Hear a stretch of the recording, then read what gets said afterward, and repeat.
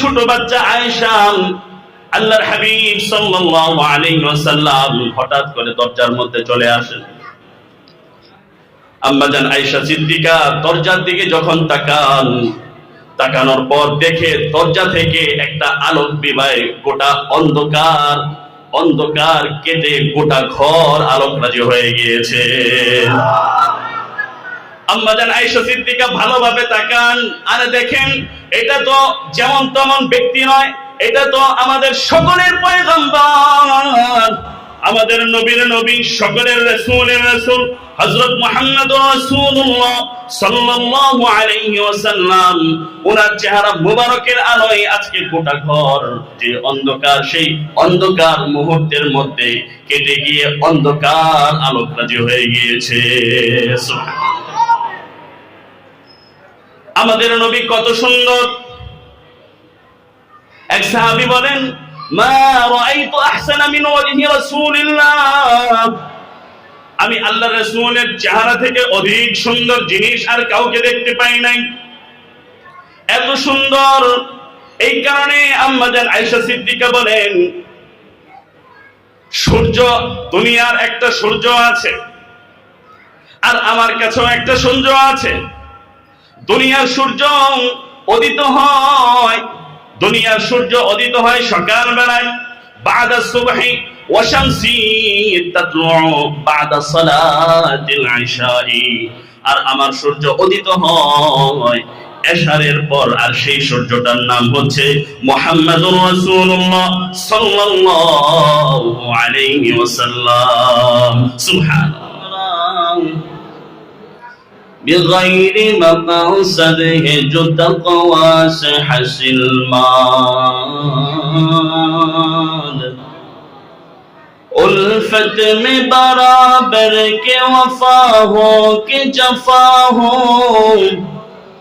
الفت میں برابر کے وفا ہو کہ جفا ہو، ہر چیز میں لذت ہے اگر دل میں مزہ ہو، ہر چیز میں لذت ہے اگر دل میں مزہ ہو۔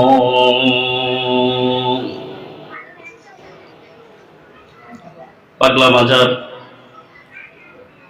বাইতুল কোরআন ইসলামিয়া হাফিজিয়া মাদ্রাসা এর উদ্যোগে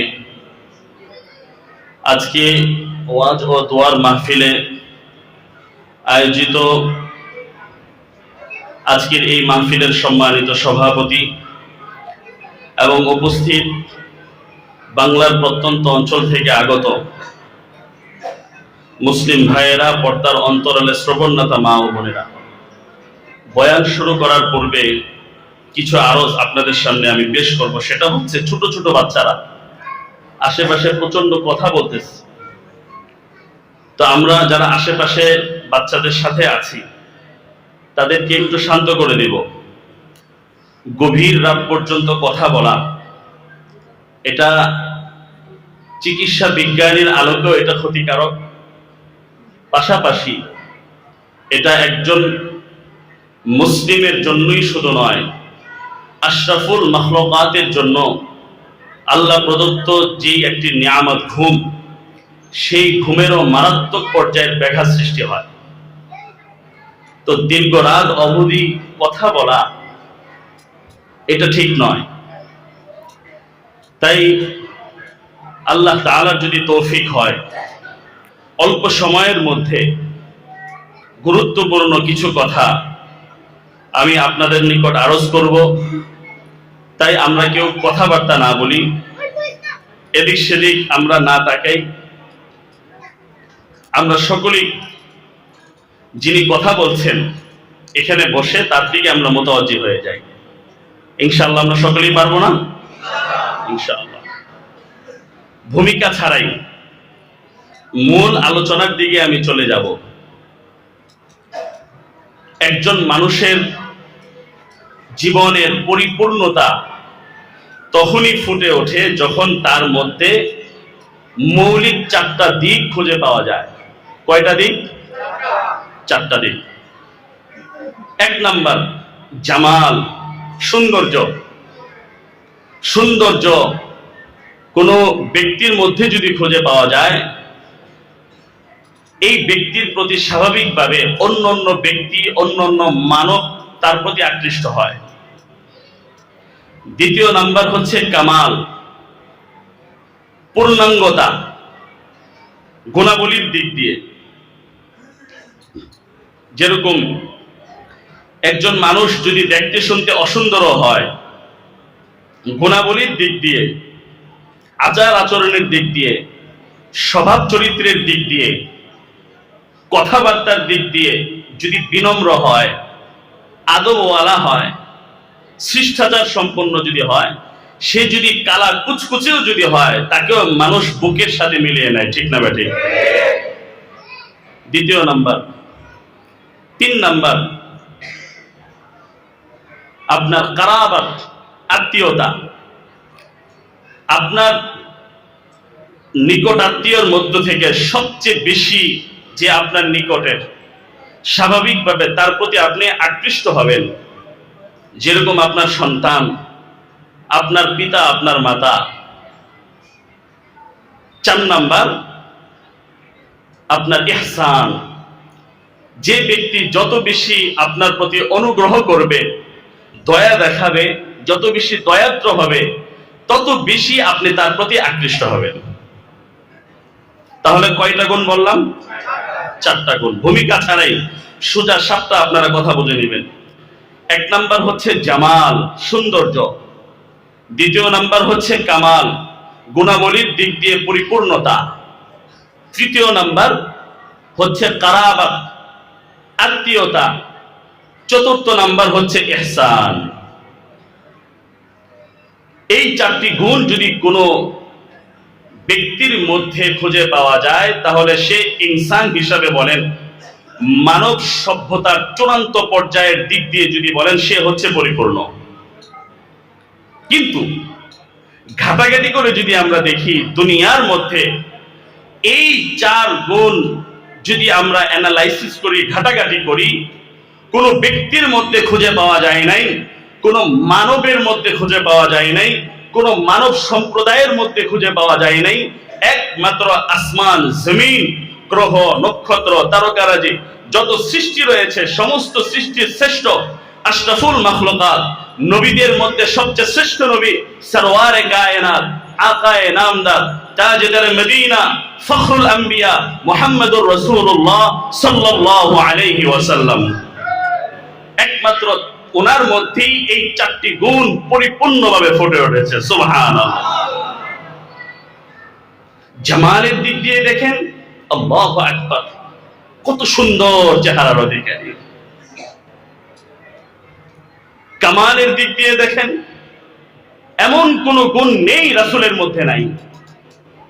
যত আম্বিয়া কেরামের আশ-শামাইলাত আল মুহাম্মাদিয়ার মধ্যে এসেছে যে যত আম্বিয়া কেরামদের মধ্যে যত গুণাবলী আছে, আমার, আপনার, আমাদের সকলের পয়গম্বর মুহাম্মদুর রাসূলুল্লাহ সাল্লাল্লাহু আলাইহি ওয়াসাল্লামের মধ্যে এটা কি হয়েছে? কেন্দ্রীভূত হয়েছে। সুবহানাল্লাহ।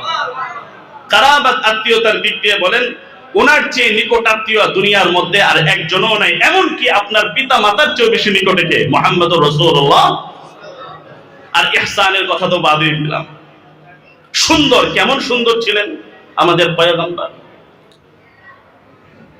একটু আমরা কোরআন এবং হাদিসের দিক দিয়ে আমরা একটু ঘাটাঘাটি করে দেখি। আল্লাহর হাবিব সাল্লাল্লাহু আলাইহি ওয়াসাল্লামের নিকটের সাহাবী যারা ছিলেন, তার মধ্য থেকে একজন সাহাবীর নাম জাবের। হযরত জাবের রাদিয়াল্লাহু তাআলা আনহু বলেন, ওহে দুনিয়ার মানুষ, আল্লাহর নবী এত সুন্দর, এত মায়াবী, এত সুন্দর, আল্লাহর নবীর চেহারা মোবারক। আল্লাহর নবী সাল্লাল্লাহু আলাইহি ওয়াসাল্লাম একবার কাবা শরীফের চত্বরের মধ্যে যে হাতিমে কাবা নামক যে গোল রেখাটা আছে, ওর পাশে মুহাম্মদুর রাসূলুল্লাহ সাল্লাল্লাহু আলাইহি ওয়াসাল্লাম বসে আছেন। ওই সময় আসমানে উত্থিত চন্দ্র উদিত হয়েছে। 14 তারিখের যে চন্দ্র, আল্লাহর হাবিব সাল্লাল্লাহু আলাইহি ওয়াসাল্লাম মুরাকাবার মধ্যে বসে আছেন। হযরত জাবের রাদিয়াল্লাহু তাআলা আনহু গুটি গুটি পায়ে কাবার চত্বরে তিনি কাবা শরীফের দিকে ধেয়ে আসছেন। হঠাৎ করে কাবা শরীফের অদূরে থাকা একটা আলোক বিবা উদ্ভাসিত হয়ে যায়। জাবের গুটি গুটি পায়ে নিকটে যত যায় তত বেশি আলোকরাজি উদ্ভাসিত হতে থাকে। সুবহানাল্লাহ। ওই সময় আসমানের দিকে তাকান, আসমানের দিকে তাকিয়ে দেখে চন্দ্রটা জ্যোৎস্নাময়ী আলোক দান করছেন। একবার চাঁদের দিকে তাকায়, আরেকবার মুহাম্মাদের চেহারার দিকে তাকায়, একবার মুহাম্মাদের চেহারার দিকে তাকায়, আরেকবার আসমানে উদিত চন্দ্রের দিকে তাকায়। জাবের বলেন, আমি আমার নফসের মধ্যে কলবের মধ্যে যুদ্ধ শুরু হয়ে গেল, কাকে আমি সুন্দর বলবো? আল্লাহু আকবার। আমার পয়গম্বর কি সুন্দর, নাকি আসমানে উদিত সেই চন্দ্র সুন্দর? দুই দিকে আমি তাকালাম, দুই দিকে আমি লক্ষ্য করলাম, কিন্তু দুই সত্তার দিকে আমি তাকালাম। পরিশেষে আমার নফস, আমার কলবি ফতোয়া দান করলো, আমার কলবি সমাধান দিয়ে দিল। আসমানে উদিত যে চন্দ্র, সেই চন্দ্রের আলো চেয়েও আমার নবী, আমার পয়গম্বর, আমার কলিজার টুকরো মুহাম্মাদের চেহারা তার চেয়েও বেশি সুন্দর। तकबीर में कलिमा में नमाजों में अदा में, तकबीर में कलिमा में नमाजों में अदा में, है नाम इलाही से मिला नाम मुहम्मद, है नाम इलाही से मिला नाम मुहम्मद। फरमाते हैं आदब का मुझे खुल्क़तरी में, फरमाते हैं आदब का मुझे खुल्क़तरी में, लिखा हुआ तौबा पे मिला नाम मुहम्मद, लिखा हुआ तौबा पे मिला नाम मुहम्मद। है मीम में महबूब ये मुतलक का इशारा, है मीम में महबूब ये मुतलक का इशारा, फिर क्यों न हो महबूब खुदा नाम मुहम्मद, फिर क्यों न हो महबूब खुदा नाम मुहम्मद। আম্মা জান আয়েশা সিদ্দিকা রাদিয়াল্লাহু তাআলা আনহা রাতের বেলায় শামাইলে তিরমিজির মধ্যে বর্ণিত আছে, রাতের বেলায় আম্মা জান আয়েশা সিদ্দিকা সুই দিয়ে খাতাকে এরকম ভাবে শিলাচ্ছেন। হঠাৎ করে দীপাদার আলোকরাজি বন্ধ হয়ে যায়, তার হাত থেকে সুইটা পড়ে যায়। সুইকে খুঁজতে থাকে ছোট বাচ্চা আয়েশা। আল্লাহর হাবিব সাল্লাল্লাহু আলাইহি ওয়াসাল্লাম হঠাৎ করে দরজার মধ্যে চলে আসেন। আম্মা জান আয়েশা সিদ্দিকা দরজার দিকে যখন তাকান, তাকানোর পর দেখে দরজা থেকে একটা আলোক বিবায়, গোটা অন্ধকার কেটে গোটা ঘর আলোকরাজি হয়ে গিয়েছে। আম্মা জান আয়েশা সিদ্দিকা ভালোভাবে তাকান, আর দেখেন এটা তো যেমন তেমন ব্যক্তি নয়, এটা তো আমাদের সকলের পয়গম্বর, আমাদের নবীর নবী, সকলের রাসূলের রাসূল হযরত মুহাম্মদ রাসূলুল্লাহ সাল্লাল্লাহু আলাইহি ওয়াসাল্লাম। ওনার চেহারা মুবারকের আলোয় আজকে গোটা ঘর যে অন্ধকার, সেই অন্ধকার মুহূর্তের মধ্যে কেটে গিয়ে অন্ধকার আলোকরাজি হয়ে গিয়েছে। সুবহানাল্লাহ। আমাদের নবী কত সুন্দর। এক সাহাবী বলেন, মা রাআইতু আহসানা মিন ওয়াজহি রাসূলিল্লাহ, আমি আল্লাহর রাসূলের চেহারা থেকে অধিক সুন্দর জিনিস আর কাউকে দেখতে পাই নাই। এত সুন্দর। এই কারণে আম্মা জান আয়েশা সিদ্দিকা বলেন,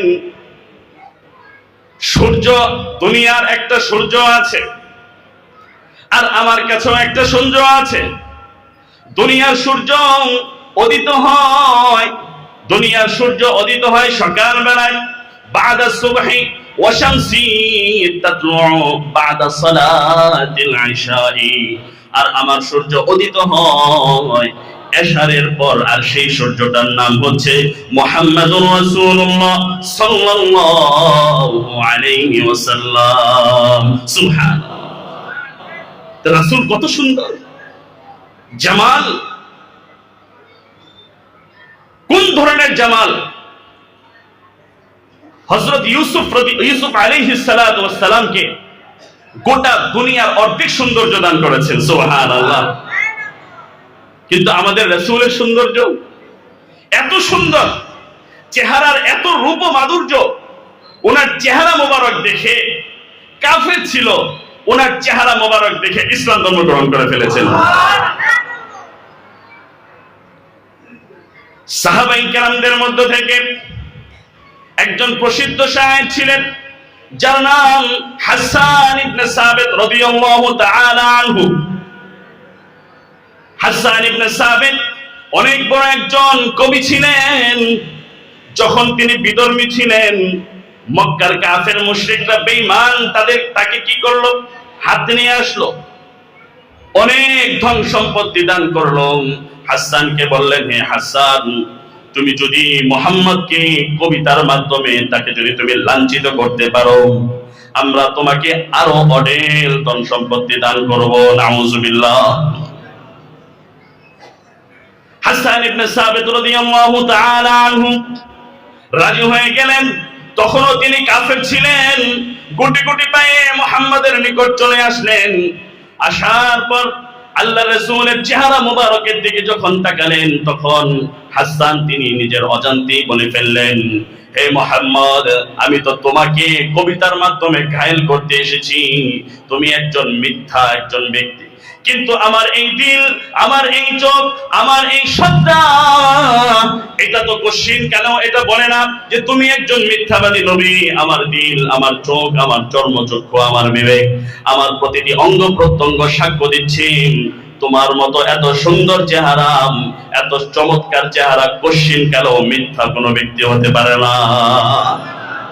তুমি হলো এমন সুন্দর চেহারার অধিকারী, তোমার রূপ জৌলস এটাই দালালত বহন করছে তুমি হচ্ছে আল্লাহ প্রেরিত নবী, আল্লাহ প্রেরিত রাসূল।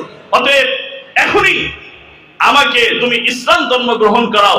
আমি যাদের নিকট থেকে এসেছি তাদের ধন সম্পদকে ছড়ে ফেললাম, আমাকে পড়াও তোমার মধুর কালিমা। সুবহানাল্লাহ। কিরকম সুন্দর ছিলেন! এটা তো বললাম জামাল, সৌন্দর্য। এখন যদি কামালের দিক দিয়ে আলোচনা করি, মুহাম্মদুর রাসূলুল্লাহ সাল্লাল্লাহু আলাইহি ওয়াসাল্লাম পরিপূর্ণতার মাত্রায় কোন ধরনের ছিলেন? আল্লাহ রাসূল সাল্লাল্লাহু আলাইহি ওয়াসাল্লাম, যেহেতু সামনে হচ্ছে শবে মেরাজ, রাসূলের সাথে ওতপ্রোতভাবে কি জড়িত, জাত সত্তার সাথে ওতপ্রোতভাবে জড়িত। তো অনেক চিন্তা ভাবনা করলাম এখানে আসার আগ পর্যন্ত কি বিষয় নিয়ে আলোচনা করব। পরে ভাবলাম যে রাসূলের সিরাত, রাসূলের সৌন্দর্য, রাসূলের চরিত্র মাধুরী নিয়ে আলোচনা করা যাক, যেটা সবচেয়ে বেশি অভাব আমাদের মধ্যে। ঠিক না বেটি? আল্লাহ রাসূলের কামাল গুণাবলী কোন পর্যায়ে ছিল, কয়েকটি মিসাল আপনাদের সামনে পেশ করব। আল্লাহর হাবিব সাল্লাল্লাহু আলাইহি ওয়াসাল্লামের একটা ঐশ্বরিক একটা শক্তি ছিল। তিনি যা দোয়া করতেন আল্লাহ তাআলার তরফ থেকে সেই দোয়াই কবুল হয়ে যেত। সুবহানাল্লাহ। আবু হুরায়রা রাদিয়াল্লাহু তাআলা আনহু ইসলাম ধর্ম গ্রহণ করলেন। তার আম্মা এখনো পর্যন্ত ইসলাম ধর্ম গ্রহণ করে নাই। আবু হুরায়রা তার আম্মাকে দাওয়াত দিলেন, আল্লাহ রাসূলের প্রশংসা গাইলেন, কিন্তু আবু হুরায়রার নিকট তার মা এমন ভাবে মুহাম্মদের জাত সম্পর্কে, সত্তা সম্পর্কে এমন ভাবে কুৎসা রটাতে লাগলো, ওনার দিল খান খান হয়ে গেল, চোখ দিয়ে অজস্র ধারায় পানি প্রবাহিত হতে লাগলো। মুহাম্মদের নিকট গেলেন। মুহাম্মদের নিকট যাবার পর মুহাম্মদুর রাসূলুল্লাহ সাল্লাল্লাহু আলাইহি ওয়াসাল্লাম ওনার নিকট বললেন, ইয়া রাসূলুল্লাহ, আমি ইসলাম ধর্ম গ্রহণ করলাম। ঠিক আছে, আমি ইসলাম ধর্ম গ্রহণ করেছি, কিন্তু তারপরও আমি সন্তুষ্ট হতে পারলাম না। কারণ যে জন্মদাতা মা, যিনি আমাকে 10 মাস 10 দিন পেটের মধ্যে ধারণ করেছেন, সেই মা এখনো পর্যন্ত ইসলাম ধর্ম গ্রহণ করে নাই। এর চেয়ে দুঃখ, এর চেয়ে মারাত্মক, এর চেয়ে কষ্ট, যন্ত্রণা দুনিয়াতে আর একটাও হতে পারে না। আল্লাহ রাসূল বললেন যে তুমি কি চাও হে আবু হুরায়রা? পরে বলল, হে মুহাম্মদ, আমি চাই আমার আম্মা জান ইসলামের সুশীতল ছায়ার তলে যেন চলে আসে। সুবহানাল্লাহ। আল্লাহর হাবিব সাল্লাল্লাহু আলাইহি ওয়াসাল্লাম দোয়া করে দিলেন, হে আবু হুরায়রা, যাও তোমার আম্মার জন্য আরশে আজিমের মালিক আল্লাহর নিকট দোয়া করে দিলাম, তোমার মা ইসলামের ছায়াতলে চলে আসবে। সুবহানাল্লাহ। আল্লাহর হাবিব সাল্লাল্লাহু আলাইহি ওয়াসাল্লাম এই দোয়া করার পর আবু হুরায়রা বাসাতে তিনি দৌড় শুরু করলেন যে তার মা ইসলাম ধর্ম গ্রহণ করবেন। দুনিয়ার সমস্ত জিনিস মিস হতে পারে, কিন্তু আমার নবীর কথা বিন্দু পরিমাণ মিস হতে পারে না। আল্লাহর হাবিব দোয়া করে দেওয়ার পর আবু হুরায়রা দৌড় দিয়ে চলে আসলেন। আসার পর আবু হুরায়রা দেখলেন তার মা গোসলখানায় গোসল করতেছে। পানির শব্দ শুনতে পেলেন। পানির শব্দ শোনার পর দরজার ঠক ঠক দান করলেন। আবু হুরায়রার আম্মা দরজার ওপার থেকে বললেন, হে আবু হুরায়রা, তুমি শান্ত হও, তুমি অপেক্ষা করো, আমি কিছুক্ষণের মধ্যে তোমার নিকট আসছি। দেখুন রাসূলের দোয়া কিভাবে কবুল হয়। আবু হুরায়রার আম্মা গোসল শেষ করার পর দরজাটা যখন খুললেন, খোলার পর দরজা থেকে বের হবার পর আবু হুরায়রাও তাকে ইসলামের জন্য বললেন না। বলার আগে দরজা থেকে বের হবার পর আবু হুরায়রাকে বললেন, হে আবু হুরায়রা, তুমি আমাকে পড়াও তোমার মধুর কালিমা, কারণ আমি এখনই ইসলাম ধর্ম গ্রহণ করতে চাই। পড়াও তোমার মধুর কালিমা। আবু হুরায়রা এই কথা শোনার পর মনে মনে চিন্তা করতে লাগলেন, আমি আল্লাহর রাসূলের নিকট গেলাম, আমি আল্লাহর রাসূলের নিকট থেকে দোয়া নিয়ে আসলাম, আর এই দোয়া দেওয়ার সাথে সাথে কিভাবে কবুল হয়ে গেল। আবু হুরায়রা চোখের পানি ফেলে দিলেন। আবু হুরায়রা চোখের পানি ফেলে দিলেন খুশিতে।